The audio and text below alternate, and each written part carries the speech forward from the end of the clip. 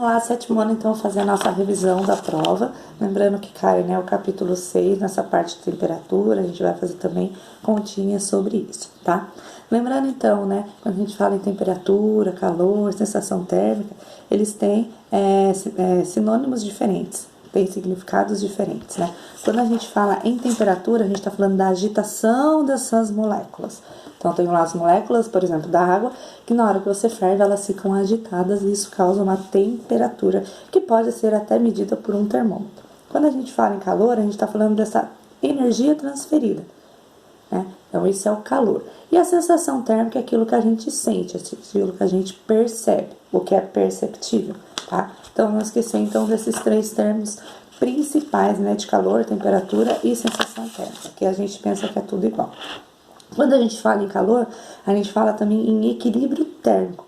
Então, lá eu tenho duas temperaturas, dois objetos com temperaturas diferentes, aonde eu encosto, ocorre um equilíbrio térmico, quer dizer, a temperatura desse material transfere para esse material e vice-versa, até eles entrarem num equilíbrio térmico. Isso a gente chama de equilíbrio térmico, tá? A gente tem também a radiação, que é aquele calor que, né, o corpo, por exemplo, transmite. Lembra lá das visões ultravioletas, que eles usam aqueles óculos para poder ver o calor. Então, onde estiver mais escuro, quer dizer que está liberando calor, está liberando essa radiação, tá?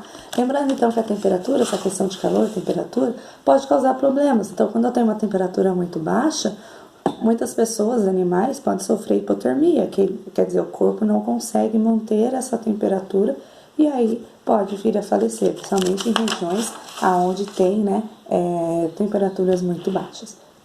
Quando a gente fala, então, em calor, temperatura, a gente fala lá das escalas termométricas, que são lá escala Celsius, escala Fahrenheit e escala Kelvin, tá? Então, lembrando que são três tipos. A mais conhecida no Brasil, que é utilizada no Brasil, é a escala Celsius.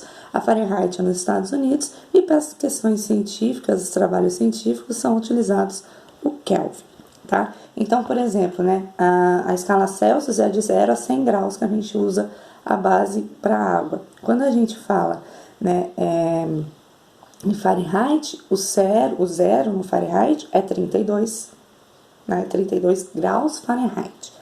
Então, são coisas um pouco diferentes. E aí, quando corresponde, né, a 100 graus Celsius, em Fahrenheit vai corresponder a 212. Então, é uma medida diferente da nossa. Quando a gente fala, né, em escala Kelvin, a temperatura ela foi chamada de zero absoluto. Então, eu tenho lá o zero absoluto menos 273 Kelvin, que são utilizados, então, para as medições científicas. Não pode esquecer das fórmulas. O que é importante saber dessas escalas? Fazer, então, a troca, né? Você conseguir encontrar a temperatura em Celsius, em Fahrenheit e em Kelvin. Então, aquelas formulazinhas que a gente trabalhou em sala, é importante saber.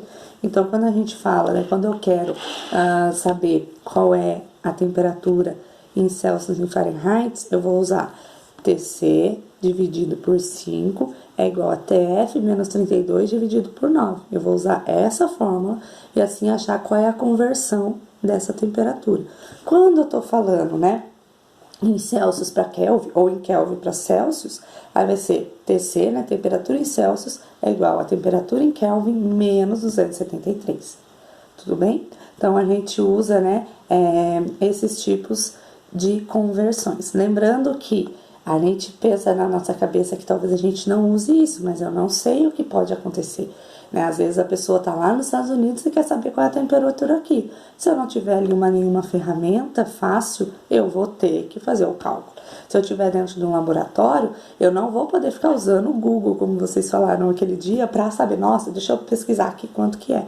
Não, eu vou ter que fazer a conta para eu saber como é que vai ser essa temperatura que eu vou utilizar. Tudo bem?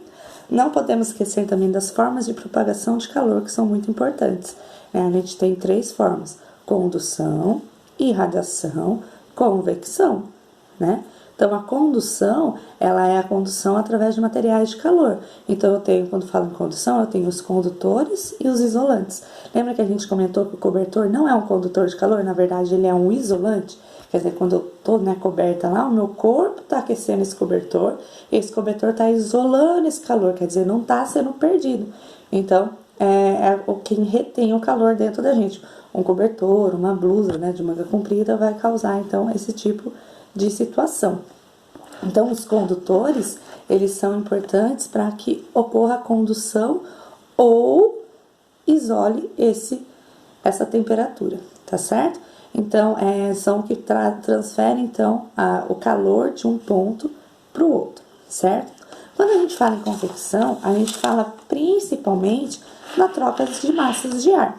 Então, eu tenho aqui embaixo um ar quente, que ele vai subir, quando chegar lá em cima, ele vai ficar, então, mais frio e vai descer novamente. Um exemplo clássico de convecção é que ocorre dentro das geladeiras.